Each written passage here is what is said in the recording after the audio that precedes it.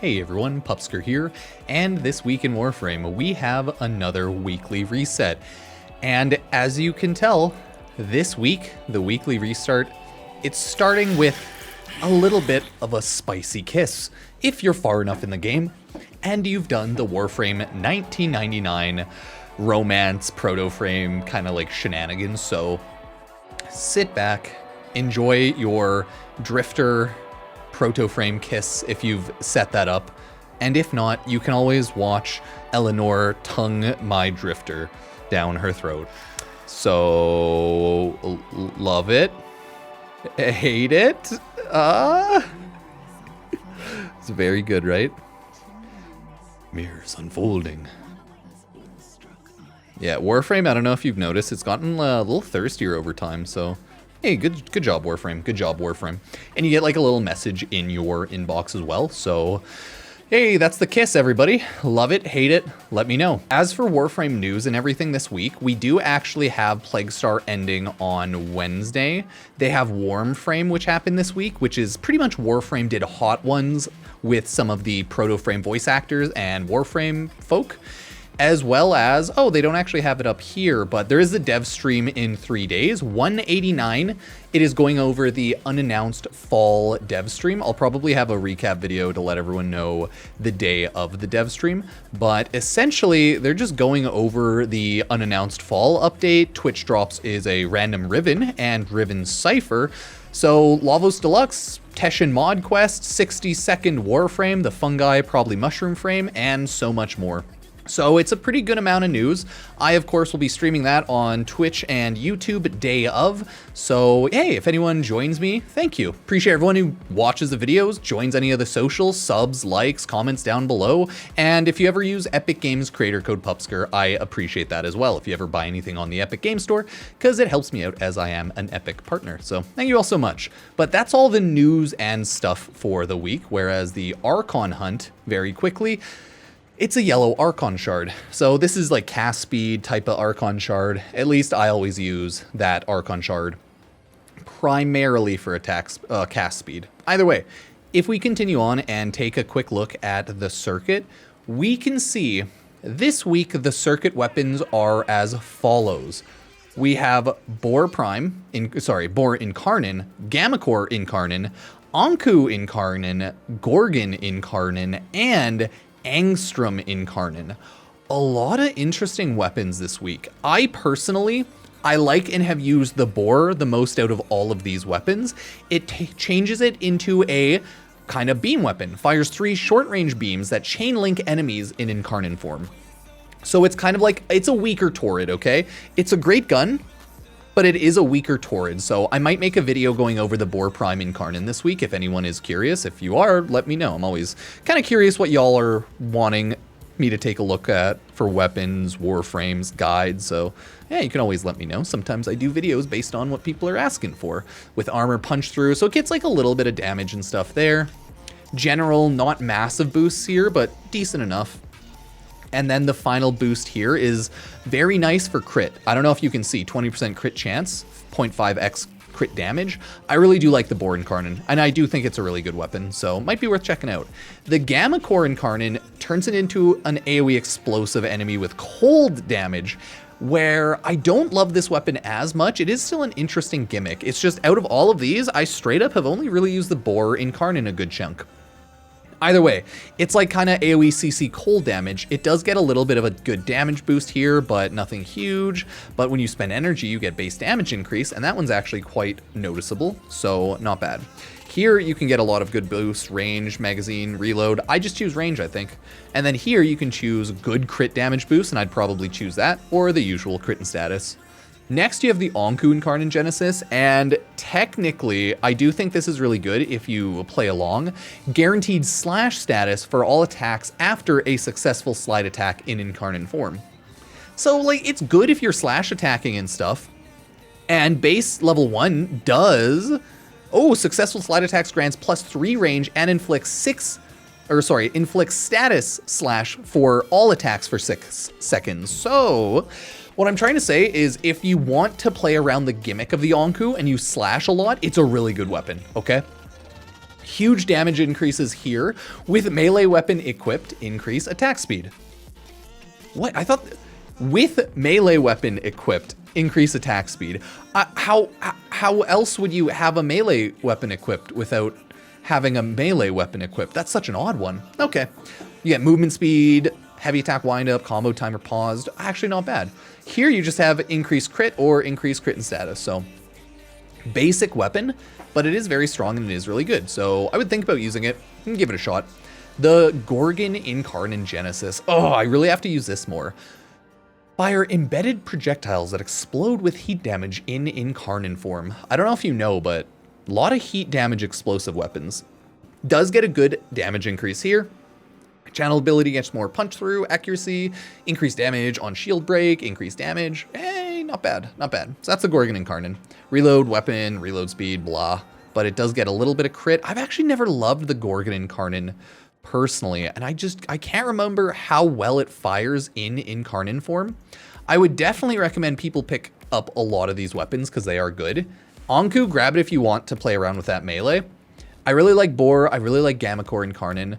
I think Angstrom and Gorgon, though, are still really good. As for the Angstrom, awaken this weapon's ability to launch targets seeking fireballs that ricochet towards enemies in Incarnon form. Again, I don't use the Prisma Angstrom or anything, but I still think it's really strong. You can see massive damage boost here with energy max over 700, huge crit damage boost, right? Not bad. Here you have projectile speed, reload, ammo.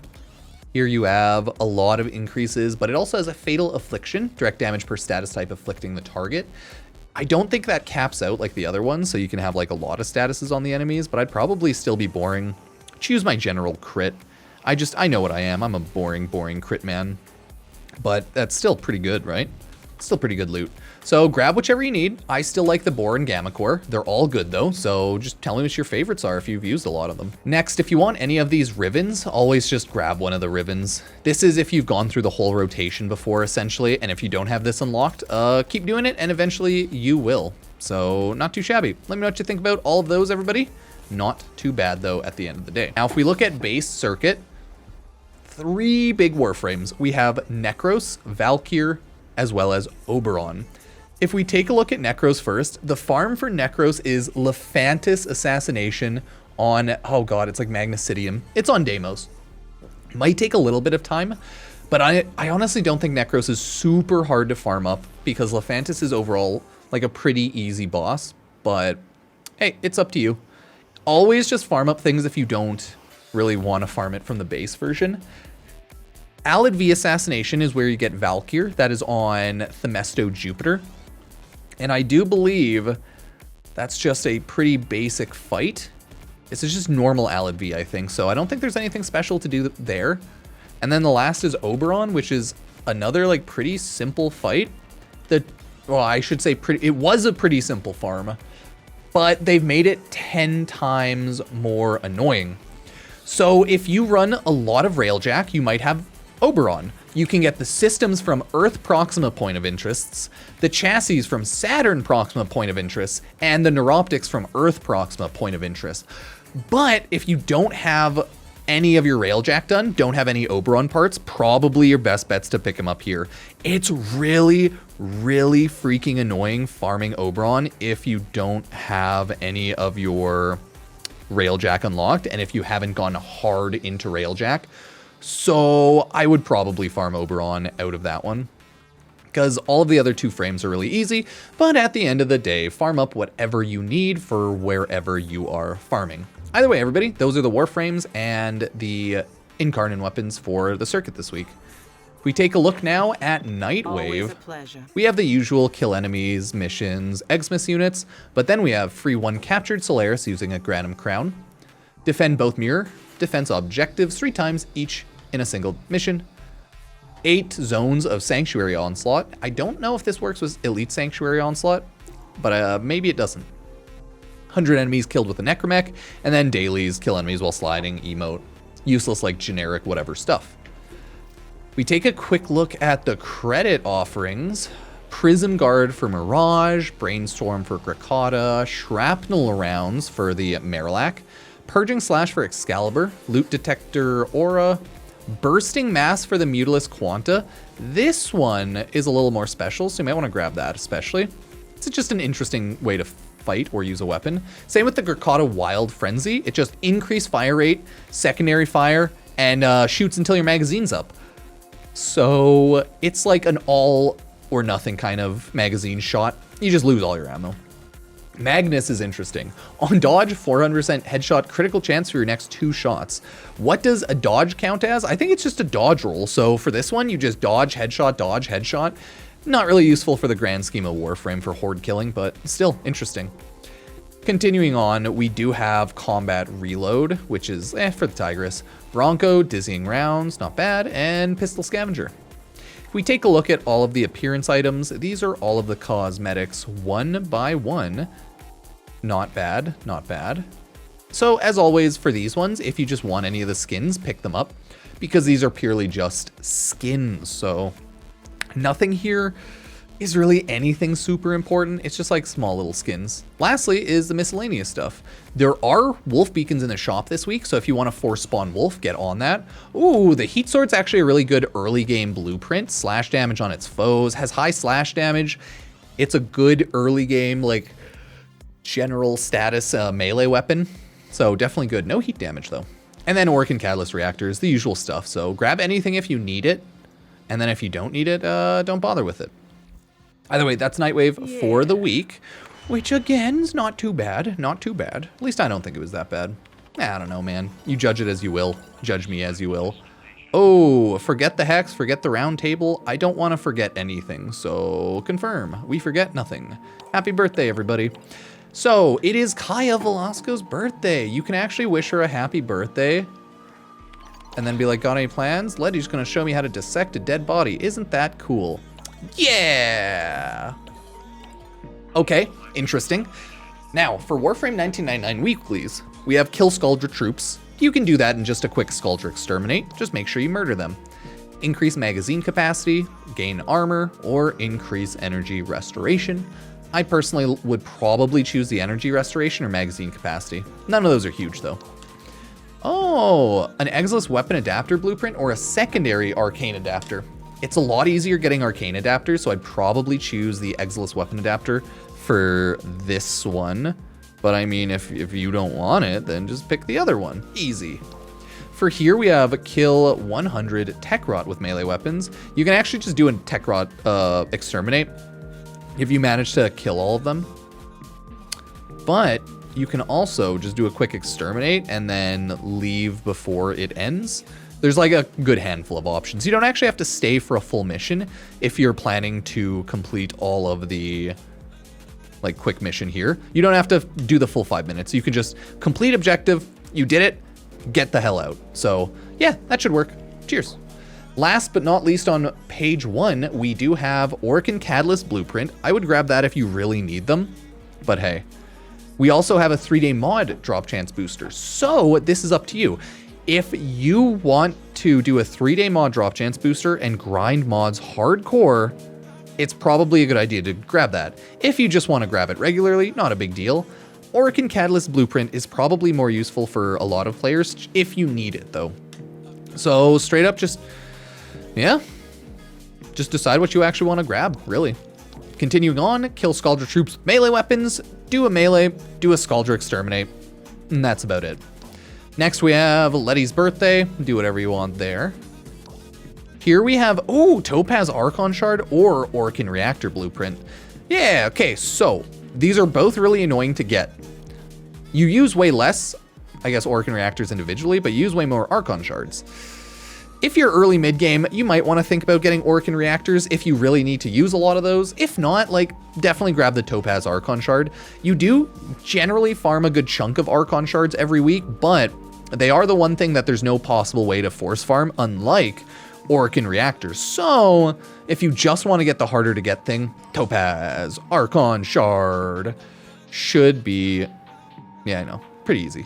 Simple, fast, good farm. Kill Skuldra Troops with abilities, use your strongest Warframes. You can also use augmented weapons like Excalibur's Slashy Slash with his sword. Just kill Skuldra Troops with abilities, you should be good to go. Right, and then after that, I would choose the Exilus Warframe adapter. There's also the secondary arcane, but I would just choose the Exilus. Hit and split. Melee crits have a chance to increase attack and movement speed. Oh, that's good if you want to crit. Or, sorry, melee. Shoot health orbs. I never like that one. Or magnetic status effects also pull enemies within. I would actually do Amir's this week. Yeah, Amir's with the like attack speed, movement speed, and stuff.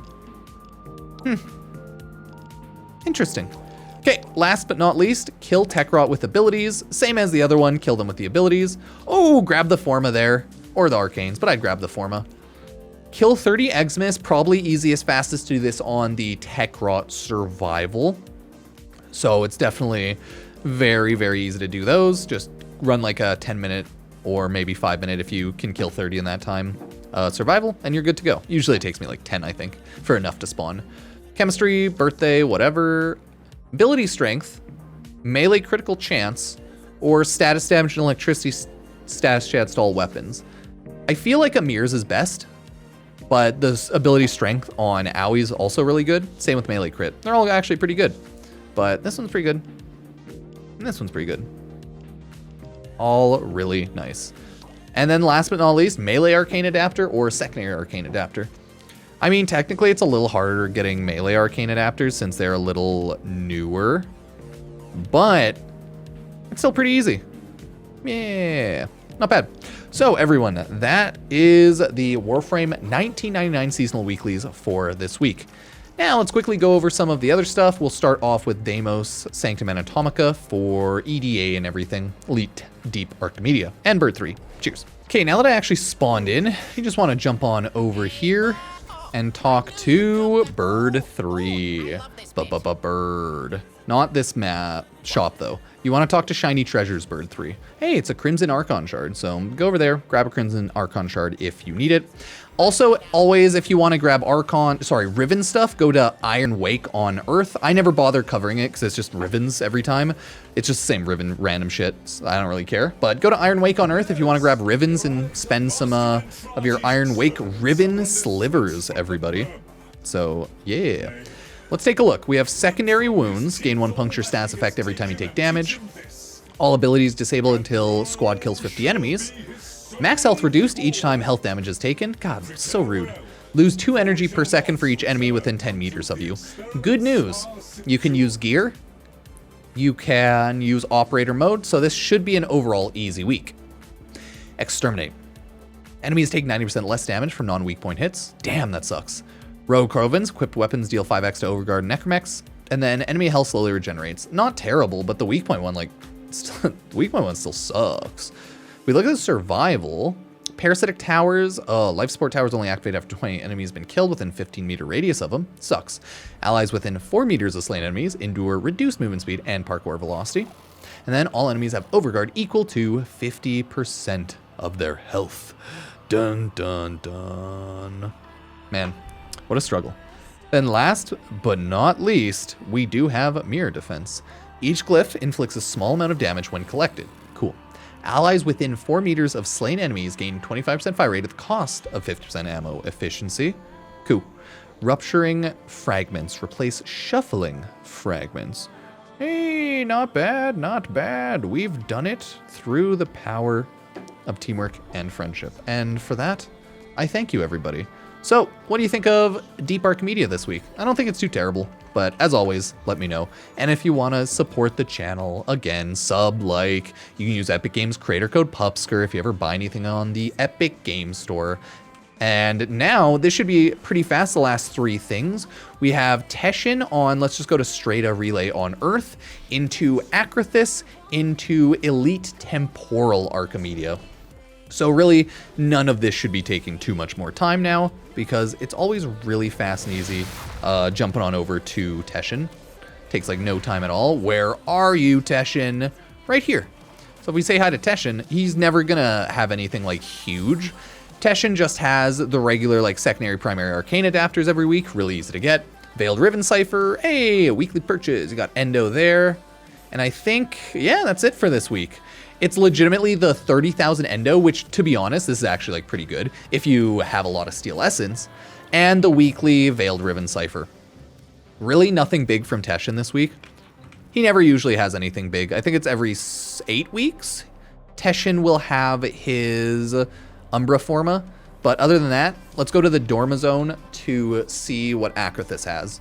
So now if we spawn in, take a quick hello to Acrithis. You just gotta walk in your sweet Dorma Zone. Don't worry about it. I know, good fashion, good decoratione.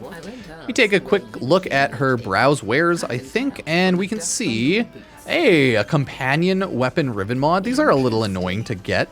Form a blueprint, Kuva, right? Secondary arcane adapter, Orcan catalyst, arcane intention. Yeah, it looks like nothing massive from Acrithis this week.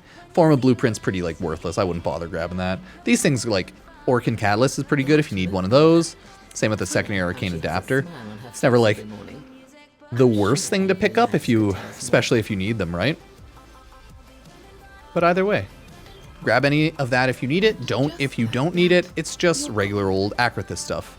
Now for the final thing, which is Elite Temporal Archimedea, which is just the Kaya Velasco Warframe 1999 version of Elite Deep Archimedea. You know, general Warframe endgame steel path type stuff. Don't worry about it if you're not there yet. Just go to Kaya Velasco and you'll see Temporal Archimedea. See? Same as Deep Archimedea. Lose 2 energy per second for each enemy within 10 meters of you. And then casting ability reduces armor by 10% for 10 seconds. Lose 2 health when moving, jumping, pauses the effect. What? I guess just jump forever. Max ammo on all weapons reduced by 75%. Aw, what a pain. I still think it's not terrible. I don't know, maybe I'm crazy. The first thing we do have is the Legocyte Harvest. Legocytes are more powerful with each generation, but take longer to escape. Allies within 4 meters of slain enemies endure reduced movement speed and parkour velocity.